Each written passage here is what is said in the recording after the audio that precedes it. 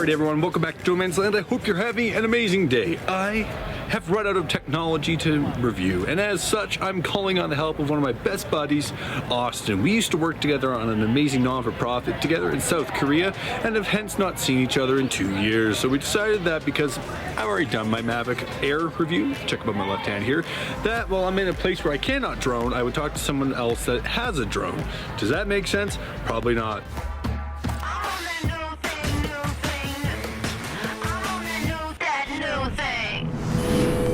So rather than pretending that I've scripted this or that I know a ton about this drone, I'm just going to go ahead and open up the About page on DJI's website just so we can go through some of the specs before we cut to the interview with Austin. So the drone was announced in November of 2020 and then shipped, I believe, early 2021. In terms of the actual relevant specs that are on their page, because again, there's a lot, the takeoff weight comes in around 249 grams. That's without the protective enclosures you can get for the propellers, propeller guards. That's what they're called, propeller guards. So it's 249 grams without the propeller guards. In terms of its max speed, and this is again with like optimal conditions, no wind, this is what they're advertising, it's 6 meters per second in sport mode. And again, that's with like zero wind, perfect conditions. Now, in terms of the sensor, which I think is probably the biggest difference between the Mavic Mini 1 and the Mavic Mini 2, is that it's a 2.3-inch CMOS sensor with an effective 12 megapixels, which I know doesn't sound like a ton, but what DJI does with these smaller sensors is actually quite incredible.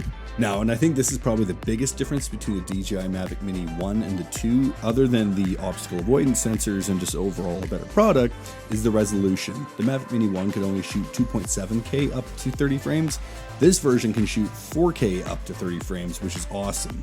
And in the 2.7K mode, if you're okay down resing a little bit, you can actually get up to 60 frames, which can be great if you want to slow things down a bit in post. Without further ado, let's cut to the interview with Austin and let's see what his experience is using DJI Mavic Mini 2. Let's go.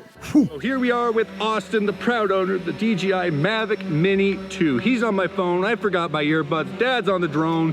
What could go wrong? How you doing, Austin? I'm good. How are you, Joe? I'm great, thanks. Austin, tell the viewers where you are right now. I am in Colorado, Boulder, Colorado. Is it windy? It is not. It is raining today, but now the rain has stopped and there's a beautiful sunset outside.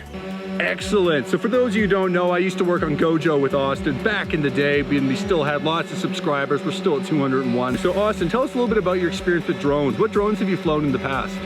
So I've flown the Mavic Mini, the Mavic Mini 2, and the Phantom 4. Excellent, excellent. And what would you say was your favorite drone to fly to date? I think mine is definitely the Mavic Mini 2, just because it goes super fast and the video quality is really good. And in terms of like portability, do you find that you're able to pack it down into your camera bag, or do you carry it in a separate drone bag? What's sort of the day-to-day carry for the Austin? Yeah, so that's a good question, because actually I was considering getting a new bag for my drone, but it's so small and so easy to fit into my camera bag that I can carry everything in just one bag. So it makes it really easy to just pull up and drone whenever you want.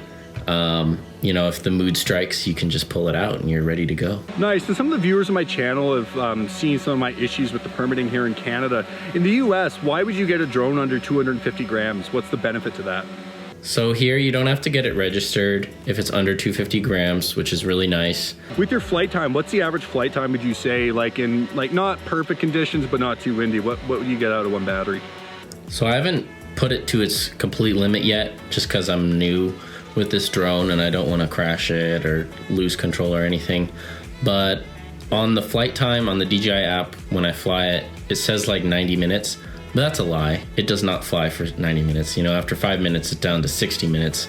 So I'd say I could probably fly for 20 something minutes. And that's shooting 4K. So maybe if I was shooting 1080, I could get away with more flight time. That's cool. And like I found with my Mavic Mini 1, like there weren't any safety sensors. It kind of felt cheaply made.